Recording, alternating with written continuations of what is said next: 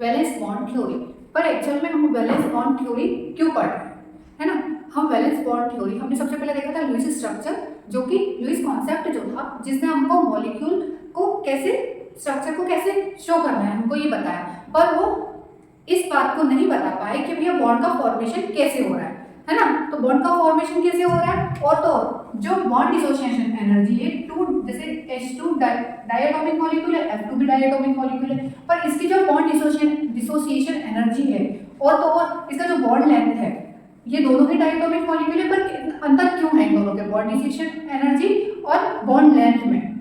दोनों के bond dissociation energy इसकी भी और इसकी भी, इसकी बॉन्ड लेंथ और इसकी बॉन्ड लेंथ में अंतर क्यों है, वो ये भी हमको डिस्क्राइब नहीं कर पाए। थ्योरी पढ़ी BSCPR, उसमें हमने थियोरेटिकल जाना, है ना, पोस्टुलेट्स के आधार पर, BSCPR थ्योरी के आधार पर हमने जाना थियोरेटिकल कि भाई उसकी शेप ऐसी क्यों है, ठीक है। लेकिन हमने उसको अच्छे से BSCPR उसको एक्सप्लेन नहीं कर पाया, तो उसके कुछ कमियों के चलते हम क्या पढ़ेंगे अब, VBT, वैलेंस बॉन्ड थ्योरी।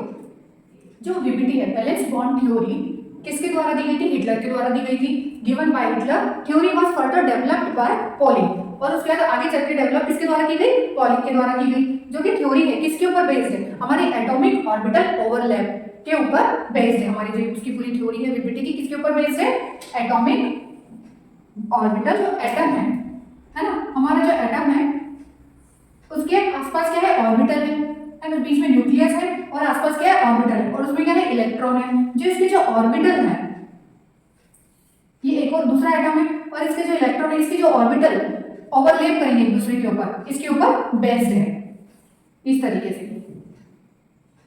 मैं थोड़ा बड़ा छोटा बन गया है इस तरीके से, है ना। तो हम देखेंगे फॉर्मेशन ऑफ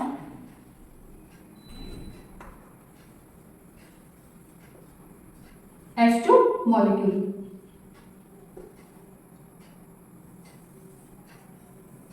कि भाई जो हमारा H2 मॉलिक्यूल है उसका फॉर्मेशन कैसे हो रहा है। दो एटम है, एक हाइड्रोजन ये है जिसका न्यूक्लियस है, जिसको हम नाम देंगे Na, और इसका ये ऑर्बिट है, ऑर्बिटल है जिसमें है इलेक्ट्रॉन A। अब एक दूसरा एटम लेंगे,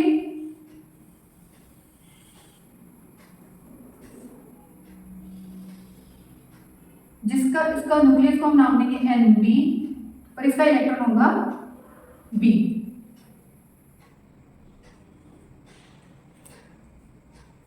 अब देखिए ये जो हाइड्रोजन का एक एटम ये है, एक एटम ये है। अब जो ये न्यूक्लियस है और ये अलग न्यूक्लियस है, वो एक दूसरे को क्या करेगा, रिपेल करेगा एक दूरी पर, मतलब एक इनकी दूरी इतनी है कि इनको कोई फर्क नहीं पड़ेगा। लेकिन जब ये थोड़े थोड़े पास आएंगे तो क्या होगा कि इनमें रिपल्शन या अट्रैक्शन दोनों कुछ ना कुछ होगा। जो अट्रैक्शन फोर्स होगी और वो जो रिपल्सिव फोर्स होगी वो कैसी होगी, जब अट्रैक्ट हो रहे होंगे दोनों H हाइड्रोजन हाइड्रोजन एटम, तो देखो उनके जो न्यूक्लियस होंगे दोनों के वो कैसे होंगे, इधर होंगे इलेक्ट्रॉन, इधर होंगे उनके ऑर्बिटल में, पर ये ओवरलैप कैसे करेंगे। जो इसका न्यूक्लियस होगा वो किससे, दूसरे हाइड्रोजन के इलेक्ट्रॉन से क्या हो रहा होगा, अट्रैक्ट हो रहा होगा, जबकि जो दूसरा हाइड्रोजन है ना, वो पहले हाइड्रोजन के इलेक्ट्रॉन के साथ न्यू फोर्स बिल्ड कर रहा होगा, है ना, और ये पुराना जो ओल्ड फोर्स है वो टूट रहा होगा। तो ये कौन सी फोर्स हो जाएगी, अट्रैक्शन फोर्स। भाई जब इन दोनों का बॉन्ड, इन दोनों के बीच जो फोर्स है वो टूटेगी, वो ब्रेक करेगी, जब भी तो वो इसके साथ होगा। और ये कब होगा, जब ऐसी स्थिति आएगी जब दोनों पास में होंगे, दोनों एटम पास में होंगे, H पास में होंगे। अब देखिए रिपल्सिव फोर्स कैसे होगी, जब इलेक्ट्रॉन, दोनों के इलेक्ट्रॉन आमने सामने होंगे तो कैसे होंगे, रिपल्शन आएगा, और न्यूक्लियस सामने होंगे तो रिपल्शन आएगा। जाहिर सी बात है, तो हम बोलते हैं एक H एटम ये और एक H ये, तो दोनों जब दोनों न्यूक्लियस की हम बात करते हैं, इनके दोनों के न्यूक्लियस की और इन दोनों के इलेक्ट्रॉन की, एक कंडीशन ऐसी आएगी कि ये दोनों एक दूसरे को रिपेल कर रहे होंगे, रिपल्शन हो रहा होगा या अट्रैक्शन फोर्स हो रही होगी। या तो ये कब होगा, जब न्यूक्लियस पास आएंगे तो क्या होगा, रिपल्शन होगा, और जब इलेक्ट्रॉन पास आएंगे तो होगा ना, वो तो पता है ना, positive repel each other and positive repel each other. पर ये दोनों जब इसका पॉजिटिव और इसका नेगेटिव इलेक्ट्रॉन जब पास आएंगे तो क्या होगा,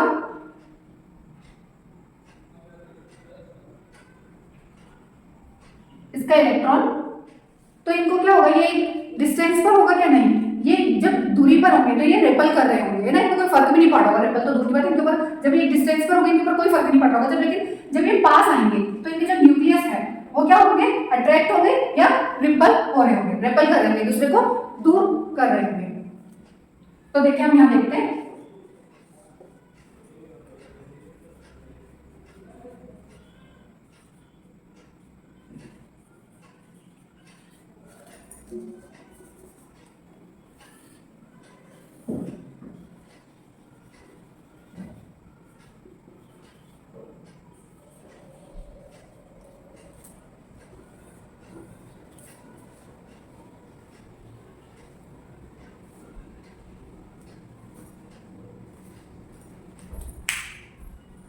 और हाँ इसके अंदर ये भी है कि जब हमारा अट्रैक्शन फोर्स रिपल्सिव फोर्स से ज्यादा होगा तो क्या होगा, हमारा बॉन्ड फॉर्मेशन होगा।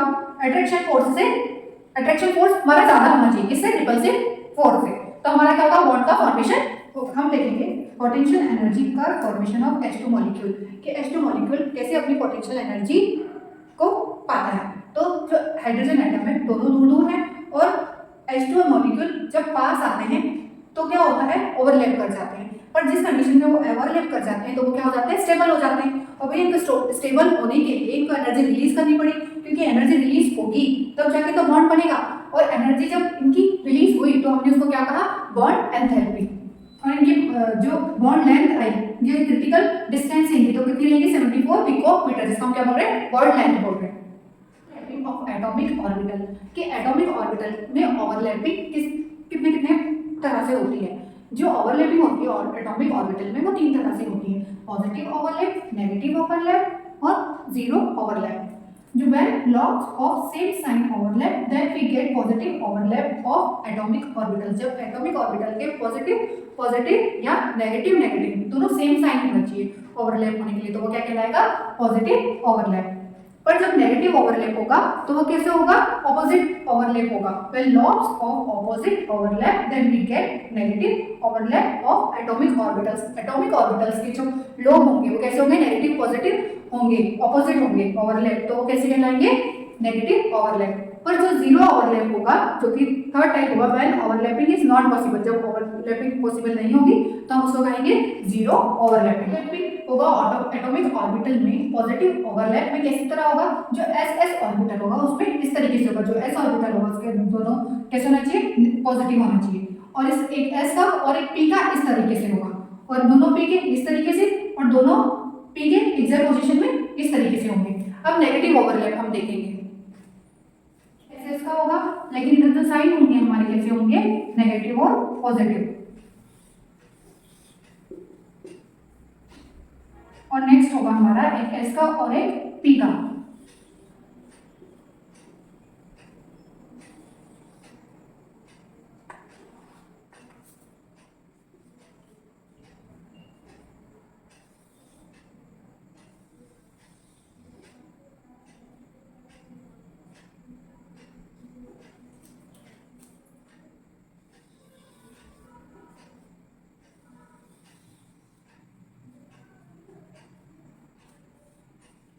अब देखिए दोनों पी के हैं,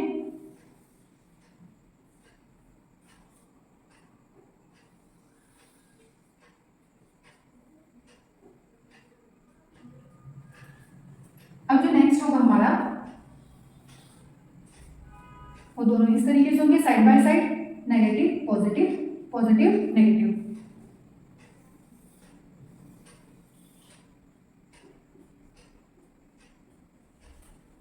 तो ये रहा पॉजिटिव ओवरलैप और ये रहा नेगेटिव ओवरलैप। अब नेक्स्ट हम देखेंगे जीरो ओवरलैपिंग कैसे होगी और जीरो ओवरलैपिंग कैसे नहीं होती और कैसे सिचुएशन में। तो हमारा पी ऑर्बिटल होता है उसमें हमारे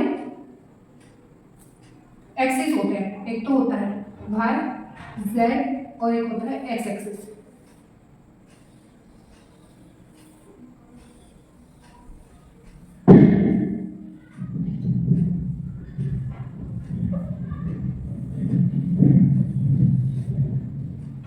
इसकी होती है एक्स एक्सिस। अब ये जो एक्सिस होती है इनको हम नाम देते हैं P X, P Y, P Z.